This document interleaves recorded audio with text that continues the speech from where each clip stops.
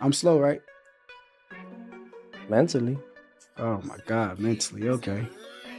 I'm talking about I'm slow in the boxing ring, right? Mentally. I'm talking about the boxing ring, what you was talking about. I'm slow, right? Mentally. Okay, you're gonna see. I promise you're gonna see. Teo, to Shakur's point, you seem to be the guy that rises to the level of your competition. When you were going against Loma, people felt you were the underdog. Josh Taylor, the same thing. And those are the fights where you really showcased your skills and abilities and upset the odds. Is this another fight where you're coming in there with that mentality to upset the odds? Just put them in front of me and I'll beat them. Not about the odds. It's about, I guess defining them. You define the odds. Everybody's against you, great. That's when you know you're doing great. I put a thing out there. It's like, if you want to be liked in this sport, be a good boxer. You want to be loved in the sport, be the best boxer. But if you want to be hated in this sport, including the odds, be the greatest boxer. The conversation may have looked calm at first glance, but beneath the surface, the tension was obvious. From the moment they started bringing up the past, you could feel the mood change. They went back to their amateur days, talked about promotions, and questioned who got opportunities first. Who felt overlooked? Who felt slighted? That's when things stopped being polite and started getting personal. I'm thinking, I don't know if it's 2011 or 2012 National Junior Olympics or Junior National Golden Gloves. And I remember seeing him. He was wearing a white tank top. I think it was red and white trunks. And he was just whooping on dude bad. And that's when I noticed we were both cleaning up our divisions leading up to the finals. He ended up winning. I ended up, coming in second. When you first become aware of Teo? It's so crazy. So like when I first kind of got aware of Teo, it was probably before he even knew me. But I used to get on YouTube and I used to watch like the DMV fight, and I seen one of his fights up there and I kind of watched him. I thought he was a good fighter, and that's when I kind of got a first whiff of Teo. But when I finally first met him, probably was the same time he talked. Shakur casually admitted that he felt a bit of jealousy back then. Teofimo Lopez fired back immediately, saying he didn't care at all. And just like that, the discussion shifted. It was no longer about boxing history. It turned into a look at old ego wounds that clearly never healed. Teo, I thought Teo was a little jealous of me. That's what I thought. Yeah, he was getting the fights that you would. You were calling for Loma. He got Loma. Yeah. Did you see him as a future foe? I think that everything just plays out the way it does, and eventually we was gonna end up meeting up with each other. Eventually, I had never seen any jealousy in my part with him. I mean, for crying out loud, he fought for Team USA. He got a silver medal. And, not during them times though. And the whole thing not during them times. Pushed. I'm speaking on the times where I felt like you had a push start. You got the you used to be ahead of me far as like ESPN only like black fighters and all that kind of stuff. And when you said that, I kind of felt like it was a shot at me. So I felt like it was a little bit of jealousy. No, I just didn't give enough. That's all. Cool. Just didn't give enough about. Then Teofimo started talking about making Shakur quit or knocking him out, and you could feel the room tighten instantly. Shakur didn't raise his voice. He stayed calm, almost icy. His response was simple but sharp, questioning whether Teofimo really thought he was slow. That kind of statement has a way of coming back to haunt someone once fight night arrives. How do you feel when you hear a guy say he might not just stop you, but he might make you quit in the fight? Make me quit is crazy. Like, I don't got no quit in me, but it's cool. He's supposed to feel that way. Like, he's supposed to say the things that he's saying. He's not saying nothing out of the ordinary or something that I didn't expect. Only thing that I kind of took away, he got on a podcast, I want to say he said that I was slow. And that's the part where I'm like, okay, he's going to be very surprised come fight night to where it's like, you really thought I was slow? Like, is that something like you put in your brain and thought it was about to come out there and work? Teofimo sounded like someone defending his territory, as if this was his house and someone had crossed a line. Shakur, on the other hand, sounded like a man who had waited years for this moment and didn't care where the fight took place. If things were already this intense across a podcast table, Imagine what 12 rounds in the ring will feel like when words no longer matter. No, I know what I'm gonna do. I know what I'm gonna do. So you gonna erase my name? I know what I'm going to do. This 140. Basically, what I'm trying to let you know right? is that boxing ain't gonna allow it. But how boxing not gonna allow it? It won't. How? Cause now you facing me. Oh shit! I'm so scared. I'm frightened. I'm scared for my life. I'm facing you. Ooh. That shit don't move me, bro. I can't wait to see you. I've been waiting on this. Yo, I don't know how you don't understand. I've been waiting on this moment forever. Like, it's been years and years for this moment right here. You gave me the opportunity. I appreciate you for that. But come with it. Facts.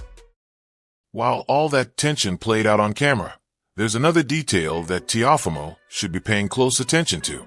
Shakur isn't just talking. He's relocating. He's training in Colorado Springs at D1. Working in high altitude where the air is thin and fatigue shows no mercy. That's Terrence Crawford territory, and fighters don't go there for comfort. They go there to sharpen everything.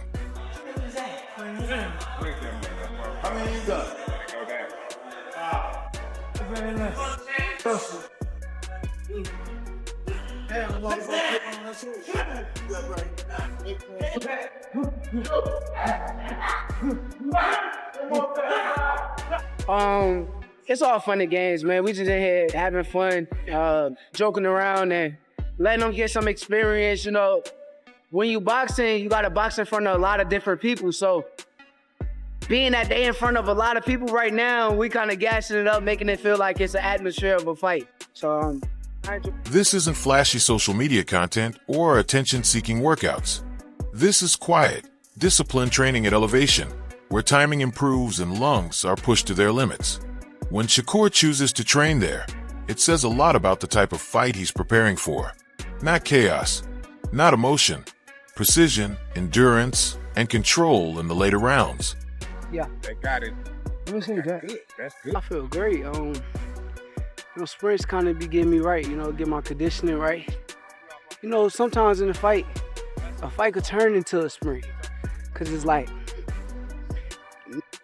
start the pace fast as hell, and then they can't keep up the pace. But the sprints will kind of get you in shape to where once you break down, sometimes you get a second win, then you get another win, then you get another win after that. So I did the sprints a lot in a Jamel Herring fight. That's why you seen me fight at a fast pace. And then once I slowed down, I picked it back up and I had all the energy in the world to do it. So we locked in. That altitude work is about making sure that when Teofimo is still explosive, Shakur is still thinking clearly. It's about turning patience into a weapon and conditioning into confidence. While Teofimo talks about dominance and territory, Shakur is building advantages that don't show up in trash talk, but matter when rounds get uncomfortable. And that's the dangerous part, because when the talking stops, altitude doesn't care about bravado. So far, it came going great. We about a month away from fight day. Everything going according to plan. Core look great, man, great. He getting the rounds in. Everything going according to schedule. We coming. We coming for the victory. You know, me as a trainer, I don't train to go the distance. I think that's wear and tear on the body. You put all the work in camp to make the fight night as easy as possible, and that's what After discussing Shakur locking himself away in Colorado Springs and preparing like he's training for a 12-round chess match, the focus naturally shifts back to New York. That's where all this tension is headed. Listening to Paulie Malignaggi and Chris discuss it on Boxing Scene, it feels like a serious table. No hype, no echo chamber, just fighters who understand what Madison Square Garden does to your legs and your nerves. The Garden isn't just a venue, it's a pressure cooker. For Shakur, it's validation. For Teofimo, it's fuel. Teofimo is at his most dangerous when he's counted out. And this is going to be one of those fights where he's going to be counted out. Because Shakur is looked at by and large as the guy who can dominate boxing in this generation, right? It's just a matter of him getting the opportunity. I myself have felt that he's the guy who could and should be dominating boxing if he gets the right matchups. But bro, this is one of the rare matchups, if not maybe the only matchup, where I feel like it's a big You can hear it in how they talk about Teofimo. The more people doubt him, the more dangerous he becomes. It's like his confidence feeds off disrespect. We've seen this before. When Teofimo is relaxed and expected to win, he can drift. When his back is against the wall and the crowd is split, that's when he locks in and does things that defy expectations. Shakur is the opposite. He doesn't need chaos. He needs clarity. He's the guy who shows up early, stays quiet, and still passes the test while others are scrambling. That contrast is exactly why this fight feels different. When Paulie says this could be one of the real threats to Shakur, that's not disrespect. That's honesty.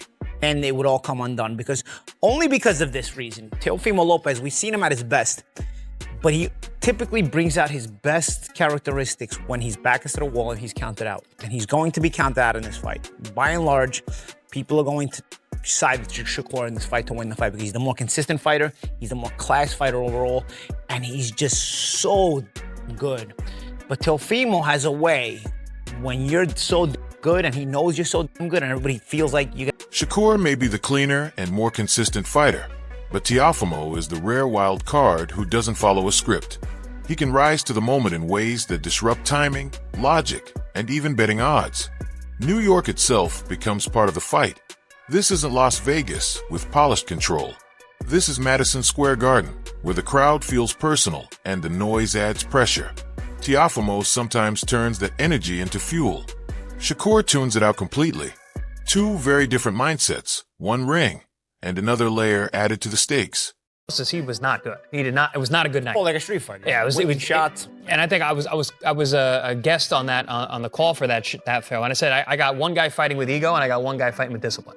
And that's what it was because he just went out there and was just trying to knock him out from round one, and it was not working out well. Now is he going to do that against Shakur? Absolutely not. But also we've seen him struggle with guys like Jermaine Ortiz. We've seen him struggle with who was the Canadian guy who I mean not that he struggled, but he failed to really impress. Sandor Martin. On paper, Shakur should win. He's cleaner, smarter, and more stable. But boxing doesn't happen on paper. It happens in moments, and Teofimo lives for moments.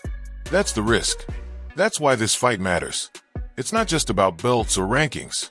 It's about whether discipline beats volatility, or whether volatility disrupts discipline. When experienced fighters say they wouldn't bet on this one, that's not uncertainty. That's respect for how unpredictable greatness can be. This isn't a safe fight. It's a real one. Josh Taylor, a weight class below and years out, said that I could beat that guy. He called out Jaron Ennis. I mean, obviously he didn't fight Jaron, but when him and his father put their heads together and they see something in a guy and they end up taking a fight like this that's dangerous where he's the underdog. After Paulie and Chris break down the danger versus discipline debate, the tone shifts when Buddy McGirt speaks. The room gets quiet in a serious way. No hype, no exaggeration, just conviction. Buddy keeps it simple. Control. That's the word. You can't rush Shakur. You can't bully him. And you can't swing your way into a miracle. For Teofimo, bravado and explosions won't be enough. He has to outthink someone who operates in chess mode. That's a brutal task. Buddy talks about Shakur like someone who's already halfway through the fight, while others are still figuring out the opening round. I mean, to me, they have two different styles. You know what I mean? And, Shakur just has a style that, to appreciate it, you got to be a real boxing person. Yeah, because, when I say athleticism, it's like explosiveness and twitch, but isn't Shakur with the timing and the distance, it's more subtle. Relaxed, you know what I mean? He can do whatever, he can take control at any time when he wants to. Is it more efficient? Like Teo will cross arm and use all these reflexes. Then Shakur will just take a little half step back. Is that more efficient? It's all about control. It's all about control. How competitive a fight you think it's going to be? It's going to be a very good fight. I mean, it's a fight, and it's in the right place, New York. I've always said, I said years ago in an interview, if that fight happens, it's got to be in. When you put all of this together, the picture becomes clear. This fight isn't about who talked louder or looked tougher on a microphone. It's preparation versus unpredictability. Discipline versus volatility. Altitude training versus emotional fuel. Shakur Stevenson is moving quietly, sharpening timing, lungs, and decision-making as if every round is already planned. Teofimo Lopez thrives on doubt, pressure, and moments that flip logic upside down. Every voice involved, fighters, trainers, analysts, points to the same truth from different angles. This isn't a gimmick. This is real risk for both men. One mistake, one emotional slip, one bad read, and everything changes. That's why this matchup feels different. No safety net, no easy storyline. Just two elite fighters proving whose mindset holds up when the ring feels small and the rounds get heavy. Why is that? He's the best at that weight. No one's going to beat him at that weight. He can go up to 47 and win a title. That's how good he is. I mean, And, it's it's going to be a good fight. I'm glad it's finally happening. A good fight in boxing where you got two very skilled fighters. And look, I love Teofimo. I picked him to beat Lomachenko. You know what I mean? But I just think that Shakur's on another. Now it's your turn. When the pressure is at its highest, who do you trust more? Shakur's calm control or Teofimo's ability to explode when counted out? Drop your thoughts in the comments. Let's really debate this one. And don't forget to like, share, and subscribe to Boxing World. See you in the next one.